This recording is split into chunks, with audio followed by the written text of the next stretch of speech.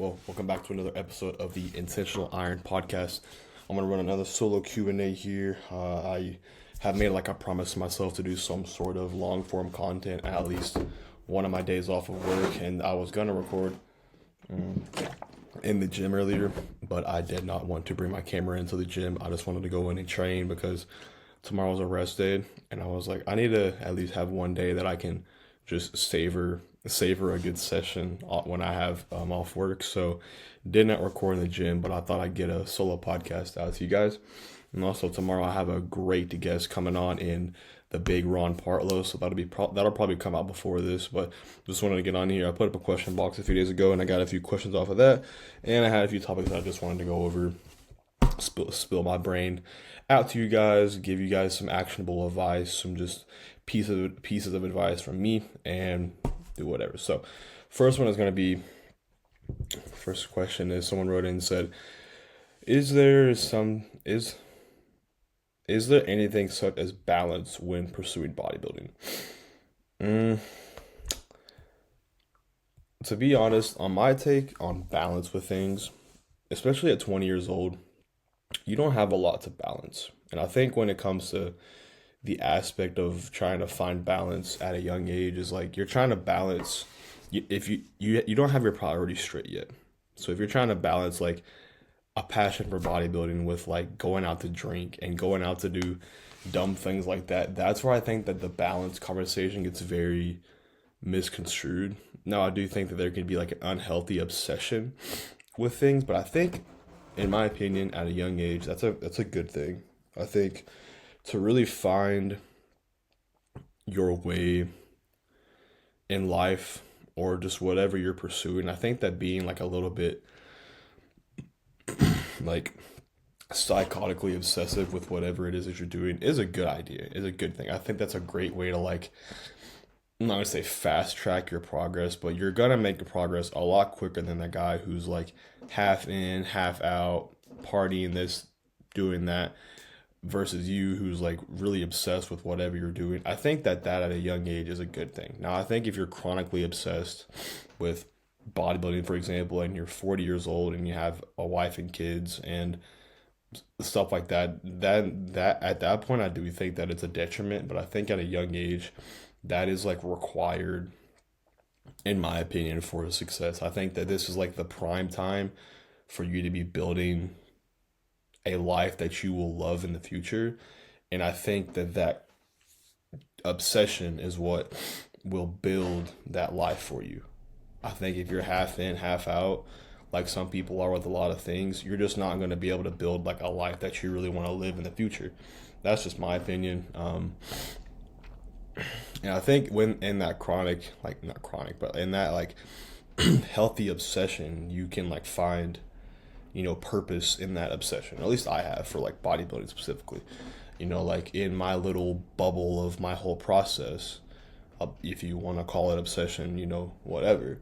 But I think that has just been what's allowed me to find purpose in that. I'm going to open my air vent. I'm sweating in here. Give me 2 seconds.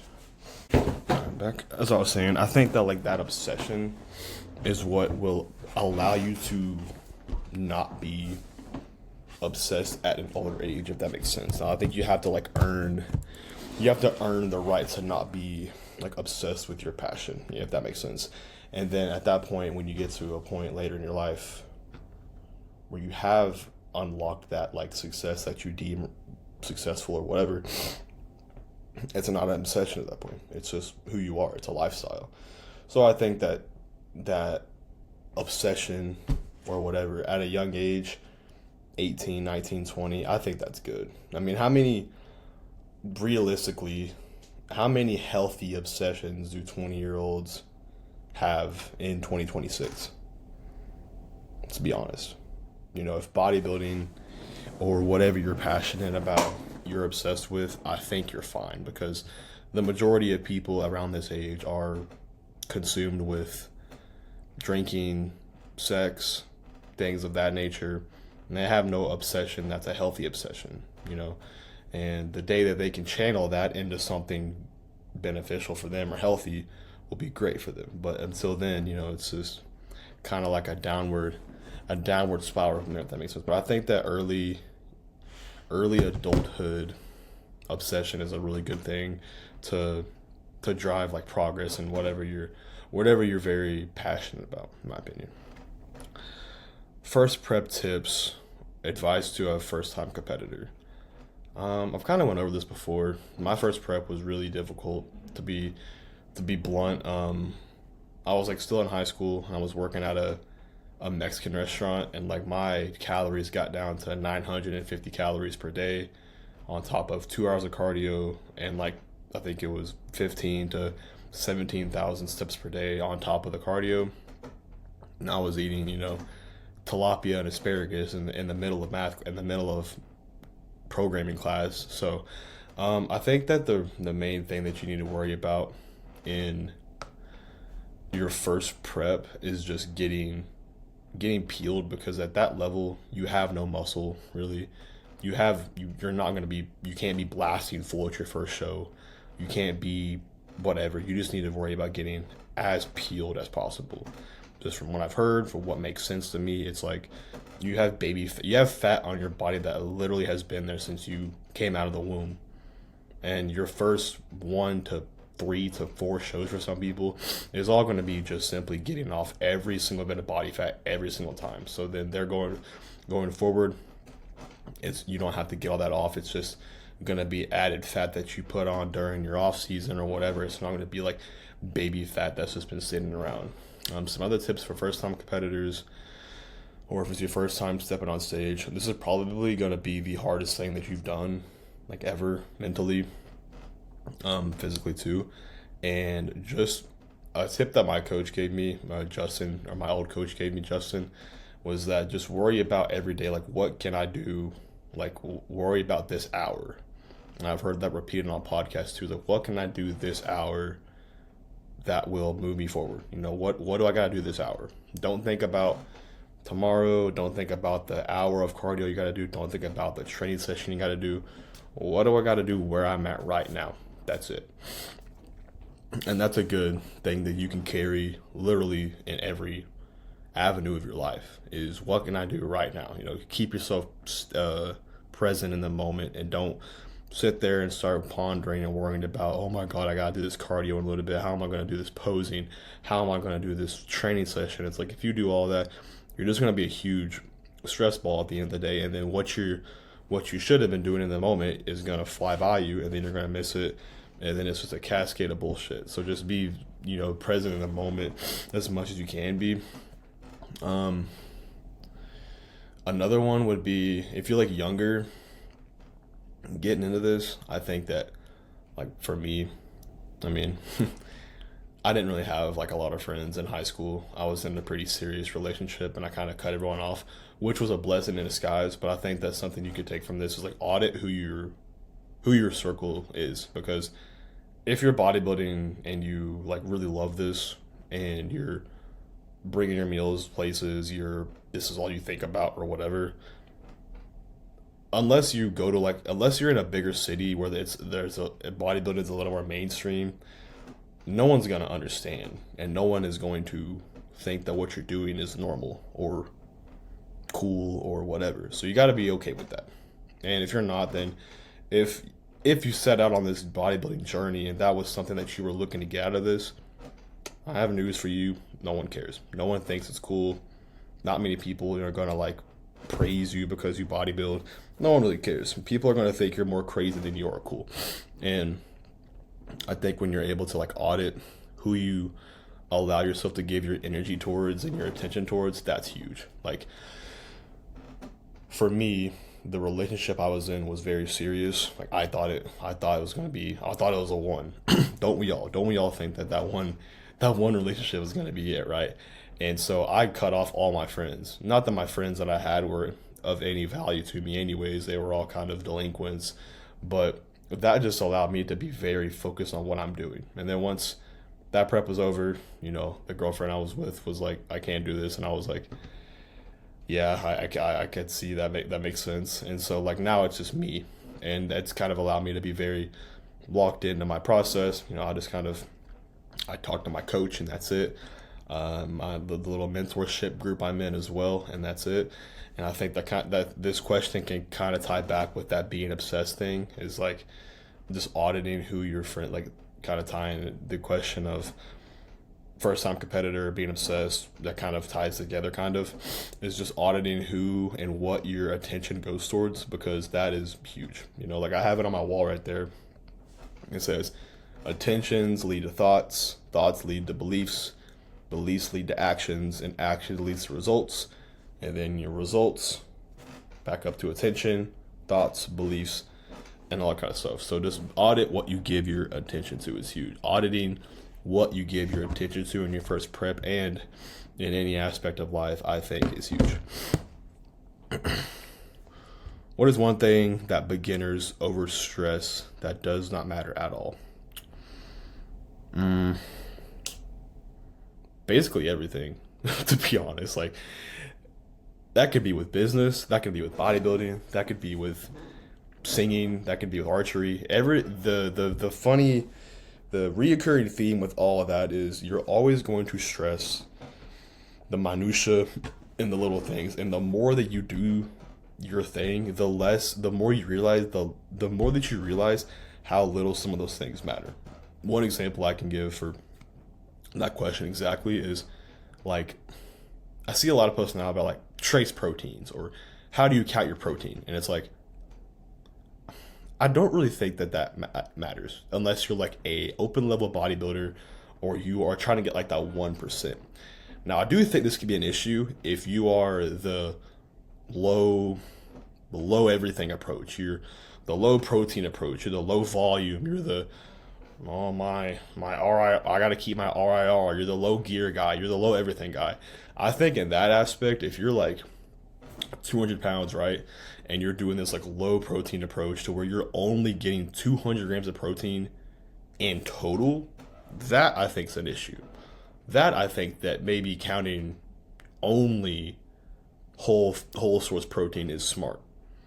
But if you're not a retard and you just do like, I don't know, a higher protein approach, because in what aspect does, caveat, until the point that indigestion happens and there's just digestive issues happening, what negative does there come from over consuming protein besides price? I get that protein is expensive, I get it, but in the realm of health and fitness, what downside is there to over consuming protein? There is a downside to over consuming carbs and fats. We all know that. Carbs, you're gonna be fat. Fats, you're gonna get fat. Protein, I don't really think that there is a downside to that until the point of indigestion.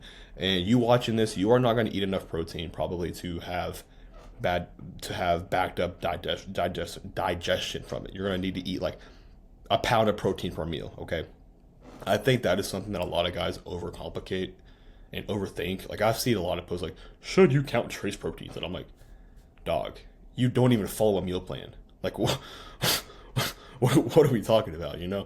I think that that's one thing. What's something else?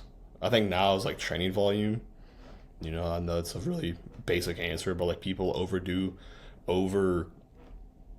worry about their volume when it's like you don't create the stimulus to get to worry about volume, in my opinion. I think that you only need to question and really like worry about that until you don't need to worry about that until you are like a shooting for a pro card level physique. You're in that realm, you're in that echelon, or like an open bodybuilder, someone like Nick Walker. He can be a little more meticulous with volume. And I get that because he's driving a stupid amount of stimulus to his muscle. Someone like you, me for example, even, obviously don't be an idiot. There's common sense that needs to be happening in your sessions. I get that. And like if you want to get into like specializing splits to where this body part is very behind, so volume needs to be allocated more towards that. Yes, that can be construed however it fits your physique or whatever. But the overall like I don't want to do too much volume, I think that is just blown out of the water completely. The biggest thing I think you can take from that is that You are not over. Oh, I just completely butchered it. You are not overtraining. You're just under recovering. That is like 90% of people's issues. Is that they train fine. The training's fine. They're not overdoing it. It's just that they go to bed. They lay in their bed and they're doom scrolling till 2 in the morning, or they treat their bed like they do everything in their bed so they can't sleep. They go to the gym and then they go party and then they wonder why didn't my 2 RIR keep me in a good volume and recovery standpoint? Well, I don't know. Maybe it's the fact that you are getting your protein from protein mac and cheese and you go out and party on the weekends. No, that may be it. I don't know. Or maybe it's like your volume's too high. I don't know. What do I know? But those are two things that there's like two quick points that I think people overdo right now in in general in the gym is like being very meticulous with like protein intake and like should you count trace or should you not? It's like just eat enough to where it's not a question and then move on. If you're doing like this low protein approach and you're doing like 1 gram or 0.8 grams per pound of body weight, only count whole source proteins. I agree there, but that's kind of stupid. So don't do that. And then volume, it's like unless you are a top level bodybuilder, you're a super heavyweight, you are a pro, your volume does not need to be worried about more than your recovery. That's sleep, your diet, getting into a parasympathetic state more often, whatever. At that point, it's not that big of a deal in my opinion. How to build a perfect training split for someone. Um, I was talking about this earlier with someone. I think that first of all training works, in my opinion. It really comes down to there's like a blueprint for that I think that everyone can use with almost any session, basically. Any session that involves a major mover. So this could be like, so for chest, it would be a push day or a chest day. For a pull day, it would be a full back day or a pull day. For a leg day, it could be a full leg day or a quad biceps day or a ham biceps day. But there's like a hamburger blueprint that I kind of structure all of my training programs for me and for my clients with. And it kind of follows something like this. I think that every session can start with the bun.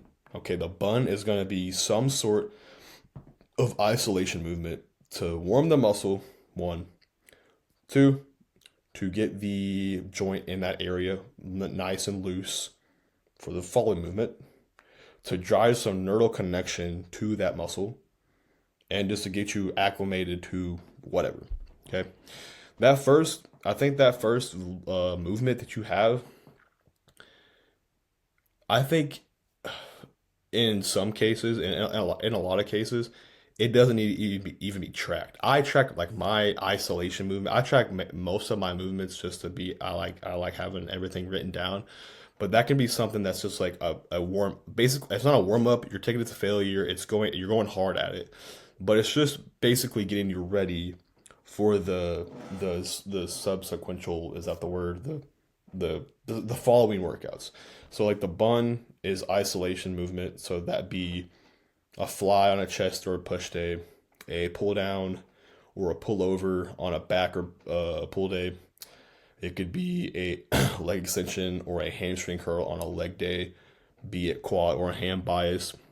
And then I like the bun, isolation, and then the meat and the cheese and the good stuff be 2 to 3 compound movements. Compound movements being a press, a pull, a hinge, a squat, a deadlift, a row, or whatever. 2 to 3 hard compound type of movements. So like for example, fly, press variation 1, press variation 2. I think that they don't need to both be flat presses. They need to be an incline, a 15-degree incline here, an incline dumbbell here, or a flat dumbbell here and an incline hammer strength here. Something like that. if that would be like a chest day. If you're doing like a pull day, like mine is like you could do like a pull down, go into a T-bar row or a good chest supported row, into maybe a dumbbell row, whatever. For a leg day, it could be for a basic leg day, a leg extension, or me personally, I would like to do a hamstring curl, be it lying or seated, doesn't matter, and then into a squat variation or a leg press variation, followed by a squat variation, or those two can interswap or whatever. You could also on a leg day, I kind of like doing adductors and abductors first as well, just because a lot of people will get to the end of their sessions and skip those. Same thing with calves. You could just kind of use that as warm up as well. But I do think that doing something to get the knee joint specifically warm is a good idea. But it's like this hamburger model. I kind of got off a tangent there. I'm sorry. But it's like a hamburger model, okay? You have the bun, which is the isolation, which is the easy stuff, basically. You have the meat, the cheese, the bacon, the fried egg, or whatever. That's like your main compound movements. And then you can go into like a third compound movement. If it's like a push day, for example, that can maybe be like an overhead press if you're doing like some sort of shoulder pressing. Or if you're doing like just a straight chest day, that could be at some more isolation stuff. So it's like bun, isolation, meat, cheese, whatever, 2 to 3 hard compound movements. End it off with some more like sarcoplasmic work or working a different rep range than what you did in those movements that were the meat and cheese. So it's like that first one is like a higher rep, 12 to 20 rep range. This is kind of how I structure all my programs and how I've enjoyed training personally. Is that first one is like 10 to 20 reps. Those 2 to 3 compound movements are going to be depending on what phase you're in, what the goal is, anywhere from 6 to 5. I mean, to be honest, like for legs, I like for a lot like leg presses, I like doing 15 to 20 rep sets. So this could vary. The rep ranges can vary vastly in that meat and the meat and potato part of the movements of the session. That could be anywhere from like 6 to 20 reps, in my opinion. I wouldn't go below 6. I think if you're younger and you're just trying to build a good foundational base for strength, working up to a weight to where that's landing you in the 6 rep range is a good idea. If you're older, you got more training years on you, probably not a good idea. But for someone like for me, working at that 6 rep range is going to be smart for just foundational strength going forward. And then after those meat and potato movements at the end, you come back to more of that like higher rep range, sarcoplasmic work, if you want to call it that, whatever. And then you end it there. So it's like you have the other bun. The other bun is like the same thing as the top bun. It's like the higher rep isolation work. So that would be like on a chest day, another dumbbell. It could be another fly variation if you have like a pec deck and like a dumbbell fly, or it could be a pullover or like push-ups. I really enjoy doing like incline push-ups, or you could do like a high to low fly, a low to high fly, or a pec deck, which is like a middle fly basically, and something like that. So that's kind of my whole like blueprint for building out workout sessions. And then what exercises you implement into that doesn't matter. It's what you enjoy, in my opinion. Like I do think there are some caveats, like I said before. It's probably not a good idea to have a fly and then 2 flat presses. That's just common sense, right? It's probably not a good idea to do a pull down or a pullover and then 2 upper back rows. That just doesn't make sense, right? It's probably not a good idea to do a seated hamstring curl and then, I don't know, two squat variations that basically achieve the same thing. Those 2 to 3 compound movements, you want to have them kind of achieve different things for you. So like if you do a flat and an incline, you're hitting different parts of the chest. If you just do flat, you're really only getting one part of the chest hit. If you do 2 upper back row movements, you're only getting upper back, rhomboids, traps. You're not getting lower lats, etc. So like just gotta have some common sense in that, but just have that aspect of like, do you enjoy those movements? Do you really get after when you get in there? Is because like we all know with diet, training, everything, it's what you enjoy at the end of the day. And if you just can find The combination of that all works, that you enjoy and you are excited to do and you're making progress with. I don't care what science says. I don't care what Instagram says. I don't care what the influencer you listen to says. The best program that they're selling you is not going to be for you. Like, for example, like I tried listening to a lot of like Jeff Nippard when I first started lifting, which I hate to say. And I mean, you don't know what you don't know, right? But when you first get into it, you think that everything that everyone says is what you need to apply to your training, which is like really never the case because you have to do your own experimentation, find out what works for you, what you like to do. Like, not to bash anyone, but like with like Justin, there are like some stuff that we would exercise, like we would do in my training. I just didn't really enjoy it. Now I think that there are points, don't let me go off on a tangent, where you need to just shut up and do the work. Like I don't like squatting. Well, too fucking bad. I don't like leg press. Too bad. There are some things that you need to just buckle up and do. But if your whole session in general, like your sessions in general, you just don't enjoy doing, I don't care how motivated or hardcore you are, you're not going to do that for the long term. And that's what it seems like everyone says, and this makes sense. And bodybuilding is like, who can do this and this routine thing for the longest? Like Luke Pritchard said it multiple times. He's like, I'm not that genetically gifted. I've just outlasted everyone. And that's kind of the aspect that I've looked at this too, is because like I haven't made substantial progress. But I've just started like stuff. I'm gonna leave that up to you guys to figure out. But it's like I'm nothing in my life I've ever made like very fast progress on. So I feel like I kind of fall under that same umbrella as like the way that I'm gonna achieve my best physique is by staying in this for just longer than other people. And on that note, dude, there are so many people within the fitness space that I was friends with in like 2023 when I first got into this that just don't exist anymore. So it's like I see that firsthand. It's like people don't stick around when they don't have like strong foundations on why they got into this. They got into it for the money, followers. They thought that they could be just jacked and make money on social media. And then they realized that they didn't like all this, and now half of them post day trading content and stuff like that. So it's like just stick with it. Find the training program that fits all of those things I listed, and that you have fun doing, and that you go in and train your balls off to failure too, and then go home, eat, rest, and I think you'll probably be fine, to be honest. But yeah, this is a very basic blueprint I follow with all training sessions, because I don't think it's a good idea to like start with a compound movement. I think that's just a recipe for disaster and injury. We've all done it. I mean, we've all like just walked in the gym and just started benching, but like how long before you just tear a pec, blow a knee out? And it just feels safer than whenever you have some sort of isolation or whatever before. So what can we do next? It's a good one. Something about science-based content. To be honest, I don't.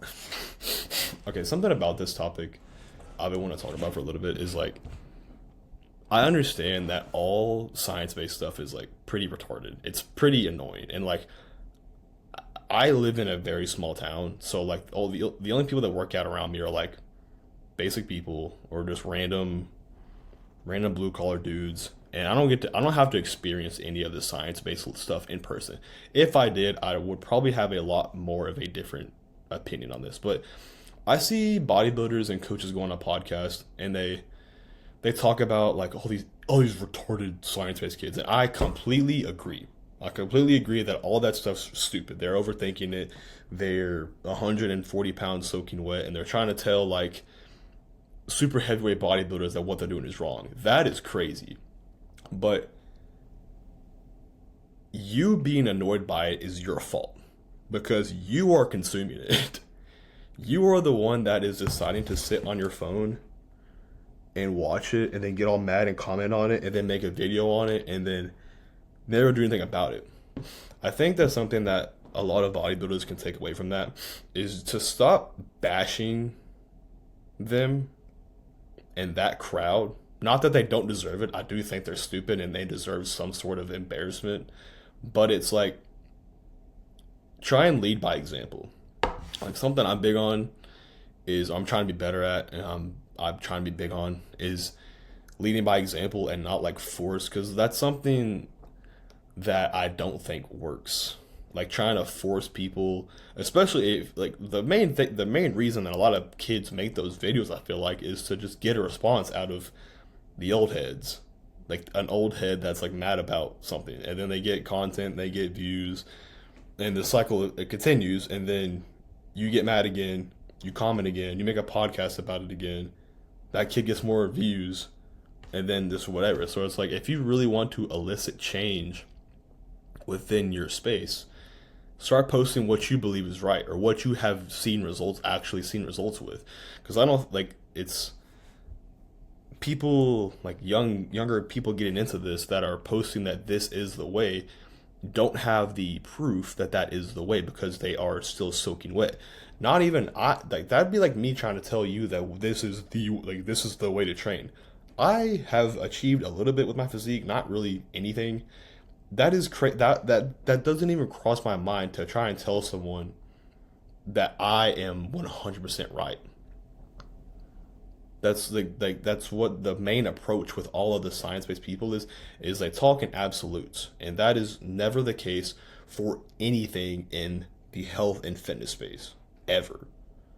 You can end every conversation with bodybuilding, health, diet, training, hormones, that with it depends. It depends on everything. Everything depends. Okay, so I think that's something that a lot of coaches and bodybuilders could do to like help the younger generation is to just lead by example. Post what you do. Okay, you have the results. You're a 250-pound bodybuilder who has done this for 15 years. Instead of making fun of the kid, I'm not saying he doesn't deserve it. I'm not saying that you shouldn't make fun of him, but just post what you do. And I think that that will elicit a better response and more change within the industry than just simply bashing him all the time and giving him what he wants, which is a reaction. You know, I could even tie this together with like Christianity and like faith. You know, I think that the more that you force, sorry, my eyes bug out sometimes. When you force religion on people, they are more likely to tuck tail and run and not accept some sort of faith in their life. But whenever you just, I think the way that you carry yourself and the way that you just are as a person will elicit a better response out of the person that you're trying to persuade than if you're like, you need to do this, you need to believe in God, or you're a bad person, you know? I don't think like that forcing it will never make it happen. It's gonna make it worse, essentially. And that's the same thing with like the science-based content and community. It's like they're all kind of stupid and nerds, and like Joseph Percher says it seems like they're cosplaying bodybuilding, which, like I said, if I had to see this in person, I would probably have a different approach in a different take. But I think that the best way to like elicit a better response within the fitness space and to get back to more of a reasonable approach from like for the younger generation is just to put out what you do. Because like the more that you just hate on them, the more they're going to want to make the content, because that content's getting views, that content's blowing up, whatever, and then the cycle just continues. But I do think, from what I see and what I hear, I think that a shift is happening back towards the other way of like guys just kind of training and not really being too meticulous with things. I think that's kind of how everything goes in life. Like the pendulum just swings back and forth, and then we'll probably get to a point in 5-10 years where people are going to be idiots again, and then it'll swing back the other way, or like whatever. But I do think that there is a good group of guys coming up that just kind of train, and they've gotten the taste of, you know, whatever, and don't fall into the science-based crowd. It's kind of like It's like my last YouTube video I had talking about like retard maxing. Like that's like that is like the essence of what I feel like great bodybuilding is. It's like just stop talking about what you're gonna do and all these results that you're gonna get and just do the work. And just shut up and do the work. Like the funniest thing I always hear on a podcast, or I hear on these podcasts by like Percher, is like when he's like, the best bodybuilders are like, I get to plan, I do plan, okay, and that's like the essence of like retard maxing or whatever. It's like just get the plan from someone that you know is credible and has produced the results that you want to get. Don't question it and just go do it. And if you start getting results, you're cooking, you know? I think that's, I mean, maybe that's the title of the video, that retard maxing is bodybuilding at its finest. Like, just stop, like, what's the word I'm looking for? Like, hypothesizing on what you're gonna do and what all these results you're gonna get by minimizing fatigue and doing all of these really weird exercises. And it's like, just do what has worked. Like, stop trying to be like reinventing the wheel, you know? Like, there's like, it's like if, I don't know, it's like if we've learned how to like properly shoot a basketball and shoot 3-pointers and shoot free throws. And it's like if some random 15-year-old kid just started shooting them like some kind of psychotic way and said this is the way to shoot free throws, and we'd be like, well, we kind of already have figured this out. Like, why are we making this more difficult? You know, it's the same thing with like a diet. It's like there's no special protein, there's no special carb, there's no special calorie cycling approach. Everything kind of depends, and it's like you just gotta find what works for you, what you enjoy to do. And the more overcomplicated you make all of this, the less likely that you are to stick with it for a long time.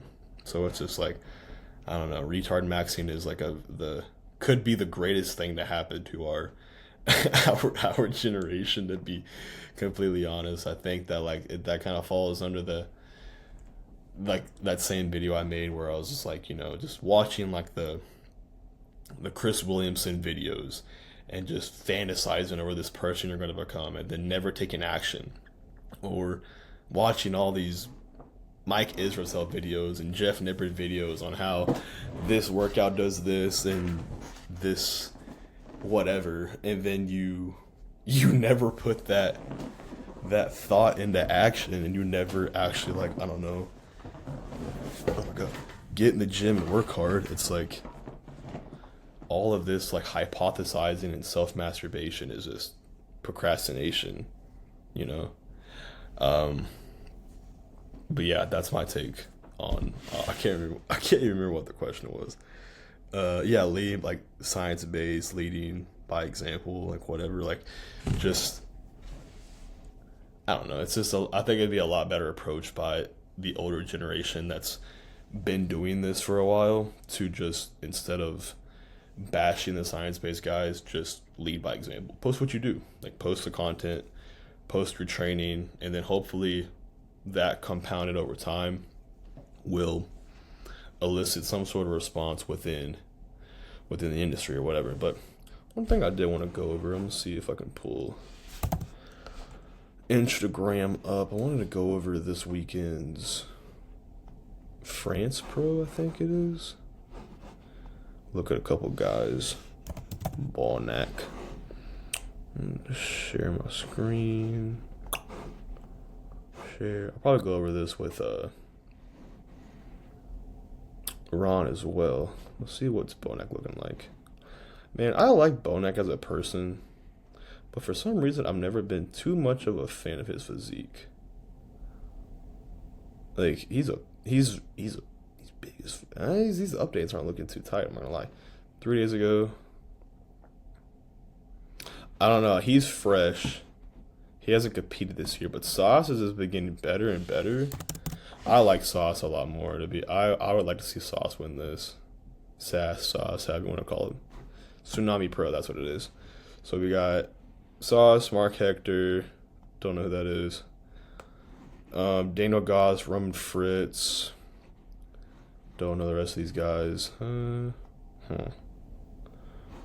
If I had to make predictions, Sass, Bonac. I don't really know these guys. Daniel Goss will get third, I bet. He had a really good showing.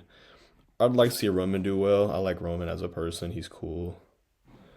Yeah, I don't really know these guys, but I just want to see Sauce win, to be honest. I like Sauce's physique. Yeah, he looks a lot harder than Bonac. I know Bonac, I don't know when those were from, but he looks quite crazy, dude. That's nuts. He's just getting better, too. So it's like, unless Bonac brings a really good package out, I think Sauce has got this.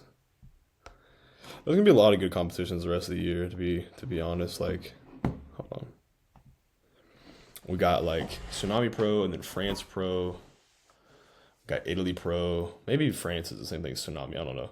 And then we got Texas, Tampa, Atlanta, all those pro shows. We got Mexico Pro. I think Jewett doing Mexico Pro. So there's a lot of good shows coming up. So that's gonna be fun to keep up with. Man, I really wanted to go to the Olympia this year. Like I wanted that to be a big purchase I made, but bro, also the tickets and driving to Vegas by myself would be kind of wild. And I've just got some other expenses that I have to kind of deal with right now as far as like education goes. So probably not gonna make it to the Olympia, but I would like to one day. But I don't know. Let's see if we got any other good questions. I did have one I wanted to go over. Yeah, when did your take on geared versus natural lifting change? Um, I mean, to be blunt, like I've always kind of been kind of secretive about that. Like I've always like said like, oh, I'm gonna be like natural forever. I think a lot stupid. In the back of my head, I was like, I think I knew I was gonna kind of go down like that route, like eventually. I think whenever I came closer to people in that space, in that realm that were enhanced, and realized how smart they were and that they were just normal people, was when I was like, okay, maybe all the horror stories, with anything in life, you're always only going to hear like the worst outcomes and the worst horror stories from people on PEDs or whatever. But then once you get to realize that like for me, some of the smartest people I know are enhanced. Because like when I talked about this in my last podcast, when you get on stuff, you have to be 10 times more locked in with everything. So whenever I saw just how nice some of those people are, and just how many people are on stuff like that in general, and how it's not as risky as people make it seem, because all you hear is the horror stories. That's when I was like, oh, okay, this really ain't that bad. I think that tanking my testosterone to below 90 and my estrogen being below 5 is probably no more unhealthy than that, to be blunt. That was after my second prep. I don't even know. I didn't even get blood work after my first prep, and my second prep like last year was even easier. So I think that it all depends too. Like if you've got like morals to where you just really don't want to break that, and you like have like family goals in the next couple of years, okay, that makes sense. But like if you don't, it's like at the end of the day, we're all adults. We're all individuals who can make our own decisions, and nothing in this. I mean, you could debate this for hours, but nothing in life is inherently horrible, wrong, or bad. It's just what you deem as right or wrong. It's how you were raised, how you believe, whatever. So it's just at the end of the day, it's just whatever you deem is right or wrong, bro. You make your decisions. You're a grown man, or you're a grown woman watching this. If you want to take that route, I say hit the road running, dog. Hit the road running. But I'm gonna see if I have any more on here I want to cover. I want to keep a couple for my podcast with Ron tomorrow. I don't think there's really too much left to go over. Yeah, it's 6:30. I'm gonna wrap it up there. If you guys enjoy this podcast, let me know in the comments below. I really like doing these solo Q&As, just kind of dumping out some thoughts for you guys and hopefully give you guys some kind of actionable advice or just tips you can take away from this. Let me know if you want to see more of these. I'm going to keep doing these podcasts weekly, whether it be with guests. I've got some pretty cool guests coming on the next couple weeks that are going to be very, very insightful and interesting for you guys to watch. Check the links below, like, subscribe, all that kind of stuff. My coaching inquiry would be in the links below as well as my website with some free resources for you guys if you're interested in that as well. And until next time, I will see you guys.